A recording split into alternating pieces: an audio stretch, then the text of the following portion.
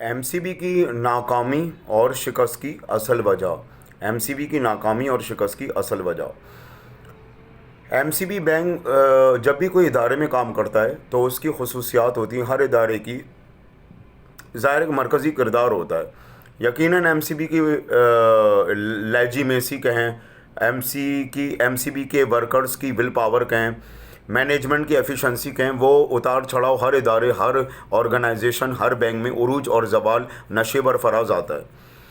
जहाँ तक बात है एमसीबी के एक मखसूस शोबे अकाउंट ओपनिंग डिपार्टमेंट की, ज़द-ए-आम पर यह बात चली आ रही है कि बड़ी बुरी हालत में एमसीबी भीख का कटोरा लेके हर एक से कह रहा है कि क्लाइंट का इशू हो रहा है, क्लाइंट नहीं सही बन रहे और क्लाइंट की प्रोडक्टिविटी का मसला है। रोज़ीटा में लड़के छोड़ छोड़ के भाग गए हैं, स्क्रूटनी की शॉर्टेज का प्रॉब्लम हो गया है, उसको टैकल करने का लड़के नए लड़के जो बैंक आए वो छोड़ छोड़ के भाग रहे हैं।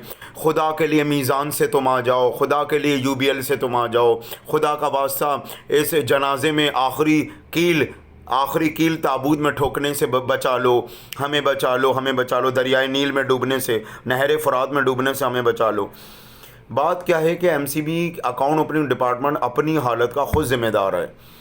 रही बात ये कि जिन लड़कों का ये मजाक उड़ाते थे कि वो काम नहीं करते, फ़लाना चूतिया है, फ़लाना नफसियाती है, फ़लाना सुस्त और काहिल है, ज़ीशान की तरह, अमीन की तरह फ़लाना जो है वो चूतिया है, और अदनान की तरह गुस्सेवर और जज्बाती और जनूनी है, और अहमद की तरह मैनेजमेंट संभालनी नहीं आती, सजेशन और डिसीजन करना नहीं आता। शाहिद इमाम और अहमद को सीट पर बैठे रहते हैं, लोगों को काबू में नहीं करना आता। डिसीजन, सजेशन, मीटिंग, मामला टैकल करने नहीं आते शाहिद इमाम अहमद को। और तहा से बड़ा बेहतरीन कोई नहीं स्पॉट अवार्ड लेने वाला, और तहा से बड़ा बेहतरीन कोई नहीं इल्म और मालूमात में, क्या मजहबी अदबी हो, तहा से बड़ा बेहतरीन कोई नहीं कि मास्टर क्या economics and finance Karachi university में ड्रग मॉलिकुलर रिसर्च सेंटर में जॉब की, कराची यूनिवर्सिटी का इदारा नादरा पंजवानी। उसके अलावा तहा से बेहतरीन कोई नहीं कि 3 सेमेस्टर बैंकिंग एंड फाइनेंस के निकाले, और तहा से बेहतरीन कोई बैंकिंग और फाइनेंस को नहीं जानता। फिर तहा से बड़ा कोई नफसियाती नहीं, और तहा को तो काम ही नहीं करता, एड़ा बनकर पेड़ा खाता है, एड़ा बनकर पेड़ा खाता है, एड़ा बनकर पेड़ा खाता है। नागन यूपी वही वाली बात है ना। तो वो एक बात ही होती है कि भाई एड़ा बनकर पेड़ा खाता है, एड़ा बनकर पेड़ा खाता है, और बहुत सी बात इस तरह की। मसला ये कि क्या बात है कि एमसीबी अकाउंट ओपनिंग अपनी एफिशिएंसी, अपने वर्कर्स को लेकर, इंक्रीमेंट बोनस को लेके, और परमानेंट करने के मामलात को लेके स्टेट बैंक के ऑर्डर से पहले, और सीटें तब्दील कर लेने से कोई लड़का आगे नहीं बढ़ता। इसकी सीट उधार उठा के वहाँ लगा दो, उसकी सीट वहाँ लगा दो। तो ये उल्लू पन्ने की हरकतें करने से कोई इदारा कामयाब नहीं होता, ना सीटें बदलने से कोई नौजवान लड़के आगे बढ़ते हैं। ये इदारे को खुद सोचना होता है कि वो किस हालत में खड़ा हुआ है। और एनआईबी के लुटी पुटी सरकार, टूटी हुई तलवारें एनआईबी की, एमसीबी आई और एमसीबी में अपनी सियासतें चमकाने लगी कि फवाद भाई की टीम का अमीन लड़का चूतिया और तहा लड़का फलाना, और इसे रोज़ीटा पे नहीं लाने दिया जाए, इसकी सीट फलानी जगह से बदलो, और जीशान सुस्त और काहिल, और सोहेल अहमक और गधा, और फलाना। ये एनआईबी के शिकस्त खुर्दा लोग जो आकर यहाँ ज़बरदस्ती के नवाब इब्ने नवाब बनकर बैठ जाते हैं महमूदाबाद की नहारी की आड़ में, नहारी खिलाने की आड़ में। ये इनके ज़रिए आप एमसीबी के फ़ैसले मत कराया करें। जिन्होंने माजी एमसीबी का नहीं देखा, सन 2008, सन 2006, सन 2013, सन 2011 और 1991 में वो जो प्राइवेटाइज वाला सेमी गवर्नमेंट वाला मामला, एक तरह से सेमी गवर्नमेंट 1991 का, ओ भाई अकल की बात है। अली हसन आईटी के शोबे का बंदा है, आईटी में काम कर चुका है, इंफॉर्मेशन टेक्नोलॉजी में। तो हार्डवेयर सॉफ्टवेयर के मामलात अली हसन बेहतरीन जानेगा। सही है, अली हसन बेहतरीन जानेगा। अब आइए अदर, और ये लॉगिन और ये पासवर्ड दीगर मामलात भी ज़ाहिर है। इसी तरह अकल की बात है कि एक शख्स अहमद है, उसने माशाल्लाह से डबल मास्टर उसने भी किया, वो जानता है इकोनॉमिक्स बैंकिंग फाइनेंस क्या है। अब आप जानबूझ के उससे सजेशन और डिसीजन ही ना लें बैंकिंग सेक्टर के मामलात को लेकर, एम्प्लॉइज़ के मामलात को लेकर, काम काम करने के हवाले के मामलात को लेके, काम की डिस्ट्रीब्यूशन के हवाले से, डिसीजन मेकिंग पावर के हवाले से, सजेशन के हवाले से, फाइनलाइज मीटिंग के मामलात को लेके सिर्फ कामरान से मशवरे लेते रहें, कामरान को खलीफतुल मुस्लिमीन बना के बिठाएं और फिर कामरान के मातहत तबाउ ताबईन सना और सोहेल। अब तो खैर सना रंजिश आयाम में, गम आलाम में, शब तन्हाई में चली गई। सना मैंने कितना समझाया था, तहा जैसे लड़कों में कोई कमी है क्या खुशबू लगा के। तो माशाल्लाह से हमारे माशाल्लाह से मकानात खड़े हुए, हॉक्सबे का प्लाट खड़ा हुआ, गाड़ियाँ खड़ी हुई। सना तुम्हें भी उसी दरख्त के नीचे साया लेना है जो दरख्त कभी तुम्हारा हो नहीं सका। कामरान भाई बहुत नाइस, बहुत बेहतरीन। कामरान भाई हर एक की मदद और नुसरत करने वाले। कामरान भाई ने मुझे बहुत हौसला दिया, मेरा बड़ा साथ दिया, मेरी बड़ी मदद की, मेरी बड़ी रहनुमाई की, मेरे साथ बड़े मुखलिस रहे कामरान भाई। लेकिन सना हर पेड़ फल नहीं देता, हर पेड़ फल नहीं देता, हर पेड़ धूप से पनाह नहीं देता सना। उसके लिए तहा जैसे बंदों का होना ज़रूरी है। तो भाई एमसीबी अपनी हरकतों का खुद जिम्मेदार है। जब इनको 180 क्लाइंट बना के दो तब भी ये रोना धोना है, तब भी ये बेवा औरतों रंडवे मर्दों की तरह तुमने कोई काम नहीं किया, तुमने कोई काम नहीं किया। और जब 20 फॉर्म आए, फॉर्म की ऑटोमेटिकली शॉर्टेज हो, तो कोई पेड़ से अंडा तो निकालने से रहा, पेड़ से बच्चा तो निकालने से रहा, मुर्गी का सोने का अंडा तो निकालने से रहा। रही बात सीटें लड़कों की तब्दील कर लेने से, लड़कों की विल पावर, डिसीजन, काम की तब्दीली, मैनेजरल स्किल ज़ाहिर नहीं होती। इसकी सीट उधर तब्दील कर दो। अरे भाई अदील सर क्या जानते हैं इस हवेली के मुतालिक, एमसीबी के मुतालिक? वो तो एनआईबी की टूटी हुई तलवार है, डूबती हुई कश्ती। वो यहाँ आए, यहाँ उनको सियासती चमकानी थी, कहीं तो वो उभरे ना महमूदाबाद की नहारी के बहाने, या अपने लड़कों की सुबह शाम रोजीटा के हवाले से तारीफ़ों के पुल बांधते हुए और फवाद भाई की टीम की लोगों की बुराइयाँ करते हुए, अमीन ऐसा, जीशान ऐसा, तहा ऐसा, जिब्रान ऐसा, समारा ऐसी। अब ये बात तो फवाद भाई को सोचनी थी कि फवाद भाई ने अपना केस कमज़ोर क्यों किया। मसलन कोई फवाद भाई से ये कह रहा है कि तहा में मैनेजरल स्किल नहीं, तो आप पलट के जवाब दें, वो तो sole form, entity form email पे चलाता है, हुनैन को करके देता है और मुझे। आप पलट के जवाब दें कि जब उसके पास ज़्यादा फॉर्म होते हैं तो वो 2 मैन 180 फॉर्म बना लेता है, लेकिन जब फॉर्म ही इतने कम आ रहे 20 और 30 तो वो कहाँ से बनाएगा। और तहा की सीटें तब्दील करा लेने से कारकर्दगी नहीं देखी जाती, यहाँ से उठाओ वहाँ बिठाओ, वहाँ से उठाओ यहाँ बिठाओ। फवाद भाई बहुत नाकाम रहे अपना केस डिफेंड करने के मामले में। समारा कामयाब रही अमीन के साथ नाहक होता देकर, बेइंसाफ़ी होता देकर और जायज़ नाजायज़ होता देकर, अमीन के साथ, जिब्रान के साथ, तहा के साथ। और समारा ने हमेशा बेहतरीन केस डिफेंड किया। अब आइए मैनेजरल स्किल किस में ज़्यादा किस में कम, अकल की बात है। अगर आप कोमैली को आगे बढ़ाना चाहते हैं और उससे पहले वाले बंदे को आगे बढ़ाना ही नहीं चाहते तो अल्लाह तो आकर आपका हाथ पकड़ के काम करवाएगा नहीं जी। अगर आप जिब्रान को आगे बढ़ाना चाहते हैं और सभी आया को आगे नहीं बढ़ाना चाहते, सभी आया और तहा को आगे बढ़ाना चाहते हैं सीनियरिटी जूनियरिटी की बुनियाद पर या काम को लेके, और जिब्रान को आगे बढ़ाना नहीं चाहते, कोमैल को आगे बढ़ाना नहीं चाहते, तो कोई आपसे ज़ोर ज़बरदस्ती तो फैसले करवाने से रहा है तलवार की नोक पर। तो ये भी आपका ही मसला ख़राब था। इंक्रीमेंट कुछ नहीं, सिफ़र, बोनस कुछ नहीं, सिफ़र। चलो हमें अच्छा मिल गया, बहुत से लड़कों को तो वो भी नहीं मिला। और रही बात जब भी परमानेंट होने की बात आए, जो सीनियर बंदा है जिसे आगे बढ़ने के लिहाज से मल्टीटास्क काम वो कर चुका है, जैसे मैंने स्क्रूटनी भी की बहुत बार, लेकिन कभी राहिल को परमानेंट कर दिया मेरी जगह, कभी समारा वापस आ गई तो उनको ले लिया गया, उससे पहले कितने लोगों को जवाद, शेख जवाद को परमानेंट कर दिया, मुझे पीछे धकेल दिया, कोमैल को अली हसन की मेहरबानी से कामों में आगे बढ़ा दिया, मुझे वहीं का वहीं बिठा के रखा।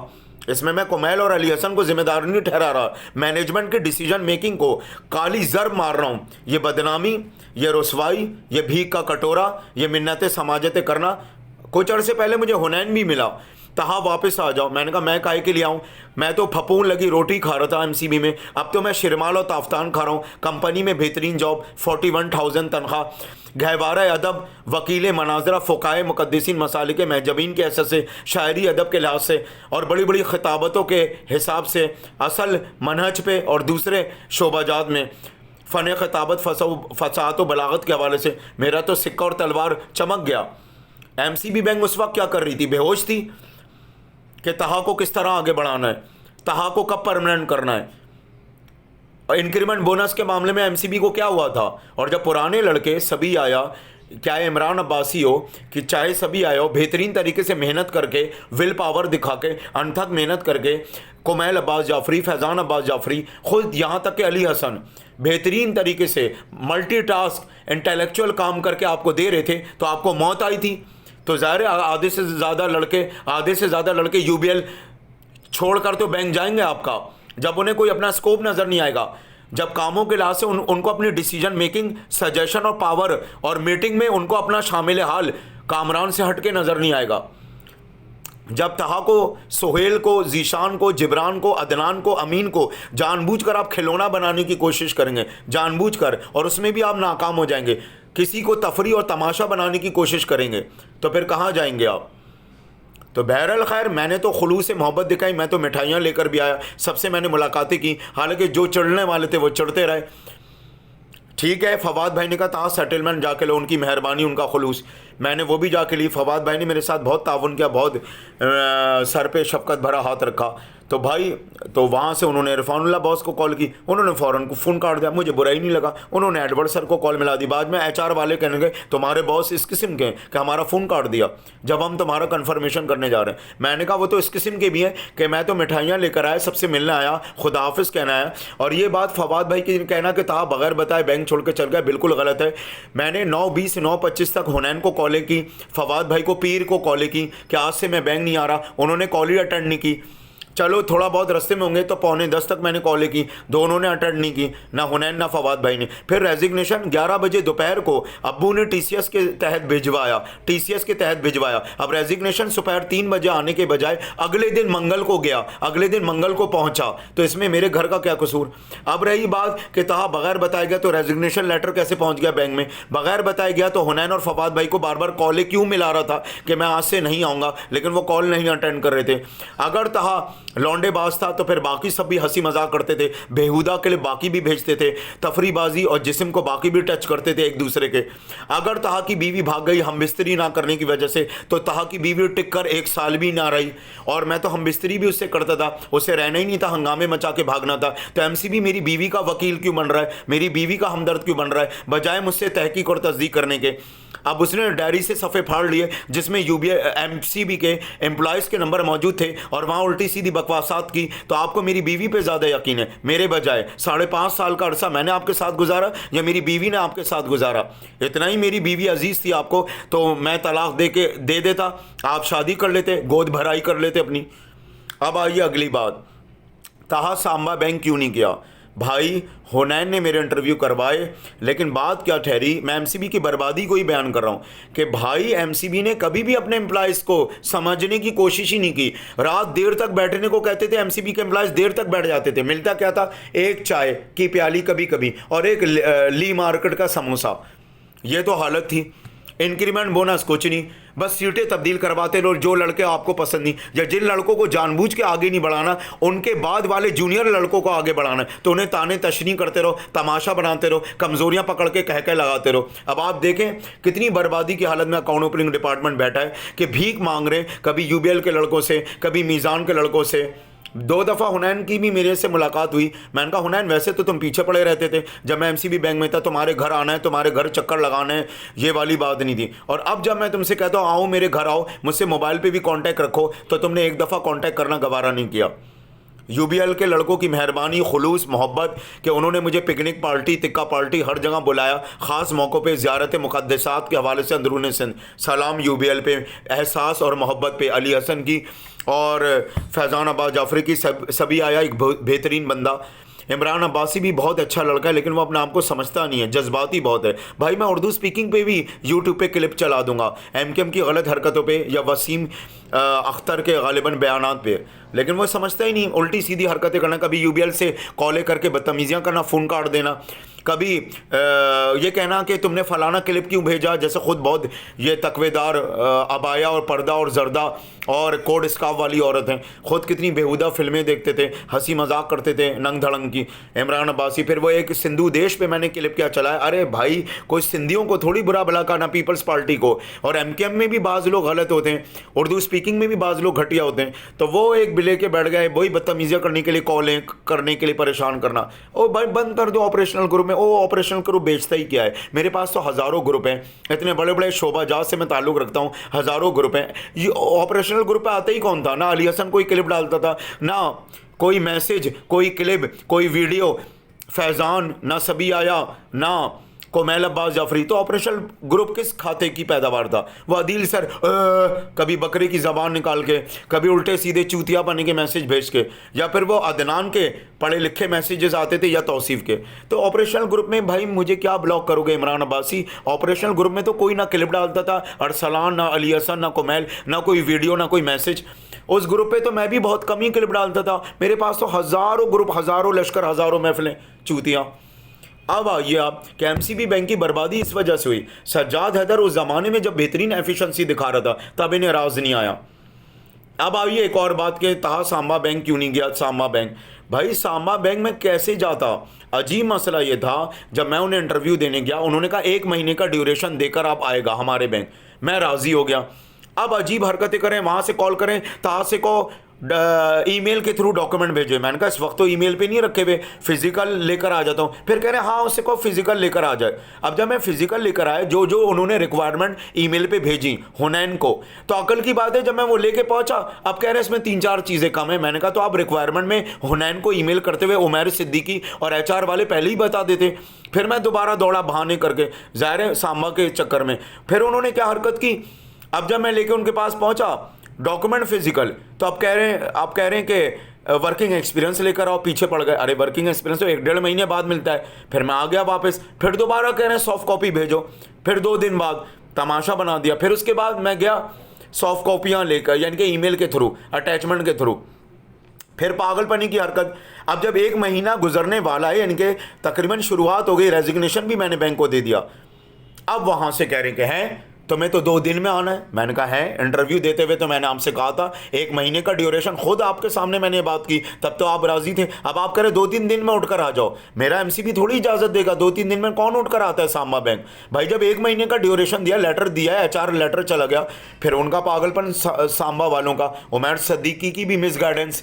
अब क्या हुआ कि भाई फिर दोबारा मैंने लेटर दिया। फिर फवाद भाई और अदील सर राज़ी हो गए कि चलो 15 दिन का करवा देते हैं, 1 महीना नहीं, अगर इतना पीछे पड़े। लेकिन 2-3 दिन में तो तुम छोड़ के नहीं जा सकते, तो ज़्यादा रूल्स और लॉ के ख़िलाफ़ है बात।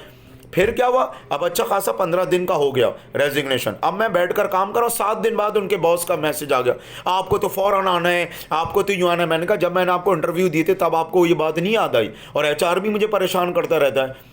फिर क्या हुआ, फिर एचआर ने कहा तहा को बुलाया। मैं एचआर गया। अब क्या कह रहे हैं, जाओ अपने मैनेजर सभी से, सभी मैनेजर, सांबा बैंक के मैनेजर सभी से जाके मिल लो। अब जब मैं एचआर के कहने पर बहाना बना के छुट्टी लेके एमसीबी से गया, तो उमैर सिद्दीकी बदतमीजियाँ कर रहा है कि तहा यहाँ क्यों उठकर आ गए, और तुम्हें पता नहीं बॉस कैसे हैं, और तुम यहाँ उठ के खुद से मिलने क्यों आ गए? मैंने कहा मैं खुद से मिलने नहीं आया, एचआर ने मुझे भेजा है कि जाके मुलाकात करो। एचआर ने मुझे भेजा है भाई, एचआर ने मुझे भेजा है कि जाओ जाके मुलाकात करो उनसे, सभी आया से। वहाँ सभी आया होते हैं, उनसे मुलाकात करिए। वो सभी होते हैं, सॉरी सभी आया कह रहा हूँ, मुँह से गलत निकल गया। मैनेजर सांबा के सभी, उनसे मुलाकात करो। अब अकल की बात है, मैं मुलाकात करने गया तो मैनेजर से मिलवाने नहीं दे रहे, उमैर सिद्दीकी तक। मैंने ये भी कहा अंदर जाके कि मैं मैनेजर से मिल रहा हूँ, मुझे एचआर ने भेजा है। उनके मैनेजर ने कहा, मिलने से इनकार कर दिया। भेजा एचआर ने मुझे, मैं खुद से तो नहीं आया सांबा बैंक। मैंने एचआर को बता दिया। फिर कुछ दिनों बाद उनके मैनेजर सभी जो थे, सॉरी सभी आया मेरे मुंह से निकल गए थे, सभी, वो सभी आया असल में मेरे एमसीबी में भी होता है। अब अकल की बात है, कुछ दिनों बाद मुझ पे चीख रहे हैं, चिल्ला रहे हैं कि आपकी वजह से हमारा इतना काम रुक गया। मैंने कहा भाई मैंने तो 1 मंथ का ड्यूरेशन दिया, इंटरव्यू आपके सामने दिए, तब आपने नहीं बताया। फिर दोबारा लेटर कैंसिल करके मैंने जारी करवाया। फिर उसके बाद एचआर के पास, एचआर कह रहा है कभी फिजिकल डॉक्यूमेंट लाओ, जब मैं फिजिकल ले आया दोबारा कह रहा है सॉफ्ट कॉपी लाओ। एक ही दफ़ा में एक बात नहीं कर रहा। फिर एचआर ने कहा अपने मैनेजर से जाके मिलो, मैं आपसे मिलने आया तो आप मिलने से इनकार कर रहे हैं। फिर उसके बाद उमैर सिद्दीकी मुझसे बदतमीज़ियाँ कर रहा है। फिर उसके बाद अब आप ये कह रहे हैं कि आपकी वजह से इतना काम काम रुक गया, खूब बदतमीजियाँ करने लगे मुझसे। फिर मैंने फैसला कर लिया छोड़ो, इन्हीं के अंडर में मुझे काम करना है, ये तो और ही वहशत ज़दा आदमी, इससे तो बेहतर कि एक OG3 के चक्कर में कौन सी कोई बहुत ज़्यादा तनख्वाह बढ़ा रहे हैं, कौन सा बड़ा बेंगे। लेकिन बहरहाल खैर, जब मैं बैठा MCB में तो MCB की तो हरकतें खुद ही गंदी, जब भी आज गंदे हो गए कि हर एक से भीख मांग रहे कि रोजीटा नहीं काम कर रही और क्लाइंट में लड़के काम नहीं करे। जब हम काम करके देते थे तो बड़े ही हंगामे होते थे, बड़ी सीटें तब्दील की जाती थी, बड़ा तमाशा बनाया जाता था, बड़ी तफरीह ली जाती थी। और आज अल्लाह ने ऐसा अजाब नाजिल किया कि अकाउंट ओपनिंग की टांग भी टूटी और अब भीख मांग रहे UBL के लड़कों से, दूसरे लड़कों से। हुनैन ने भी मुझसे कहा वापस आ जाओ। मैंने कहा भाई, थूके हुए खाने पर कोई दावत में वो उस फल को नहीं उठाता जो गला सड़ा फल हो, दावत में कोई उस फल को नहीं उठाता जो गला सड़ा फल हो। और मखमल के कपड़े पे कभी टाट का पेवन नहीं जचता। अगर किसी महफिल में वो लिबास पहन के चले जाओ तो इंसान शर्मिंदा होकर रह जाता है, शर्मिंदा होकर रह जाता है, शर्मिंदा होकर रह जाता है। अब अकल की बात सरकार कि आपका ये कहना कि भाई ज़ाहिर है मुझे तो रियासत मिल गई, मुझे तो खिलाफत मिल गई, कंपनी की भी बेहतरीन, गहवारा अदब की भी, वकील मनाजरा की भी, मजहबी हवालाजात की भी, कंपनी की भी, जहाँ फाइनेंस से रिलेटेड मैं काम करता हूँ, एक्सेल शीट मुरतब करता हूँ बिलिंग की, सेलिंग के हवाले से। और ज़ाहिर है बहुत बड़ा स्टाफ वहाँ का भी, बल्दिया टाउन का। तो अब मैं क्या करूँ, हाथ आए ना आए अंगूर तो खट्टे थे। तो MCB बैंक को उस दिन मैं यही समझाता था कि भाई आप अपनी हालतों पे गौर करें, आप अपनी हालतों पे गौर करें कि किस हालत में पड़े हुए आप। ये वाली बात नहीं थी। अपनी ही तलवारों को तोड़ेंगे तो मैदान अमल में जिहाद क्या करेंगे, लाहौर रीजन के बराबर होना है, लाहौर रीजन के बराबर होना है। और अदील सर तो खुद NIB की टूटी हुई तलवार है, अब यहाँ आकर वो अपनी सियासतें नहीं चमकाएंगे तो और क्या करेंगे। और जब टीम की बंदरबाड़ करवा दी, बंदरबाड़, फवाद भाई की टीम अलहदा, अदील सर की टीम अलहदा, तो एक दूसरे के खिलाफ सियासत तो होगी। फवाद भाई तो बेचारे तना रह गए, एडवर्ड सर भी उन पर चीखते रहते थे। और कामरान के तहत ही सारे डिसीजन, सारी सजेशन ली जाती थी। अदील सर तो हर वक्त फवाद भाई की टीम के लोगों को गंदा करने में लगे रहते थे।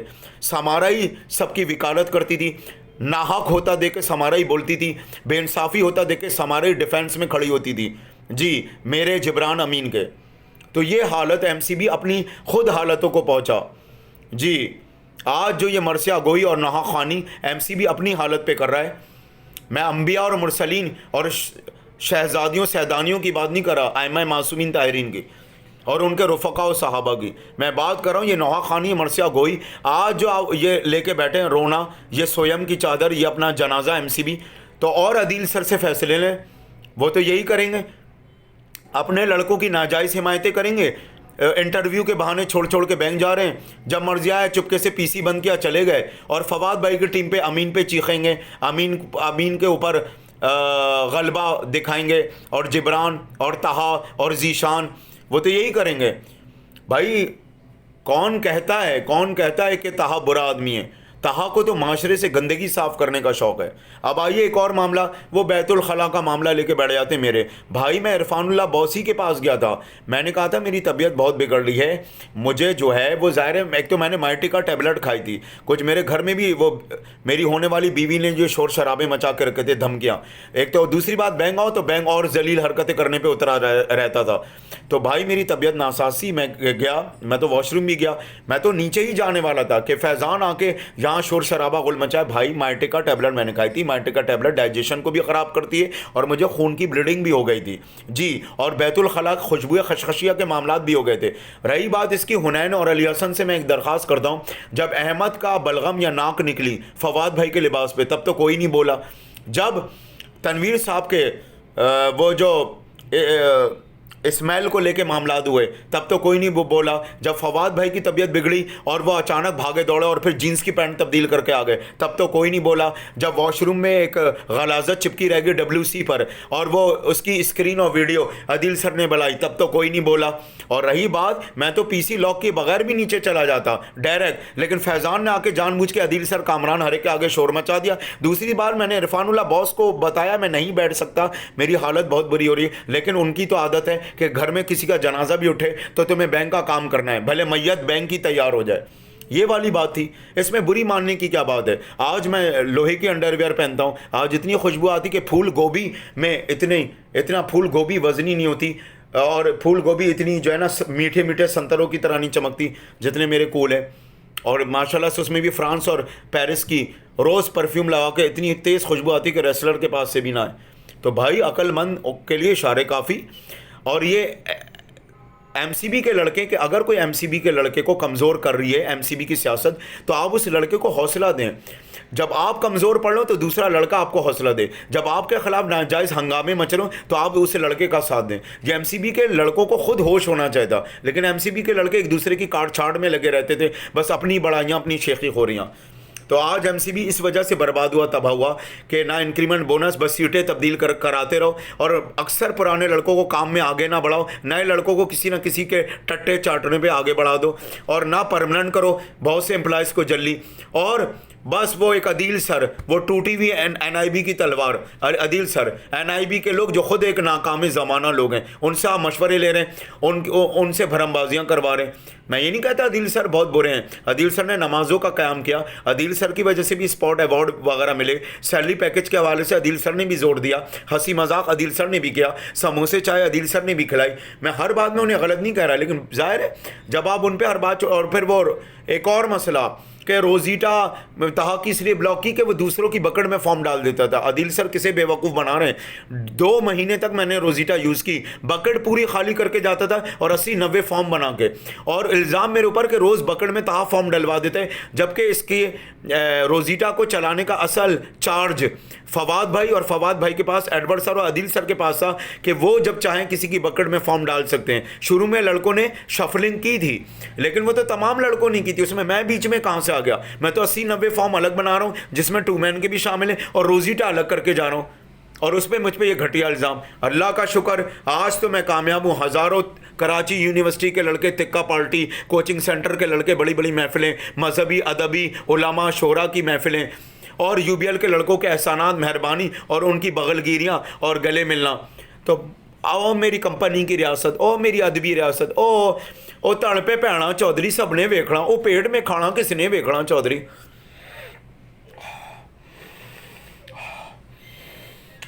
खुशबू लगा के एमसीबी का जनाजा तैयार हुआ, बड़ा दुख हुआ। जब महल्ले में कोई मैयत उठती है मुझे बड़ा अफसोस होता है। एमसीबी के सोयम में भी मैं शरीक हूँगा, चेलू में भी, बरसी में भी, 10वें 20वें में भी। हाय हाय बताओ, एमसीबी में जनाजा तैयार है, एमसीबी का अकाउंट ओपनिंग डिपार्टमेंट का, और रोजीटा के लिए लड़कों के आगे गड़गड़ा रहे हैं, लड़कों के आगे भीख मांग रहे हैं रोजीटा के लिए, और अब क्लाइंट की प्रोडक्टिविटी और बदतर हो गई। हाय हाय कितना मुझे दुख होता है। महल्ले में किसी औरत के पाँव में फांस चुभे तो मेरे कलेजे में तकलीफ़ होती है, बड़ा दिल दुखता है मेरा, बड़ा दिल दुखता है। एमसीबी मेरी माँ की तरह है, कोई औलाद अपनी माँ को कैसे भूल जाएगी भला। जवाहरलाल नेहरू का जुमला, निवाला हमेशा ठंडा करके खाया करो, गरम निवाला खाओगे तो मुंह जल जाएगा।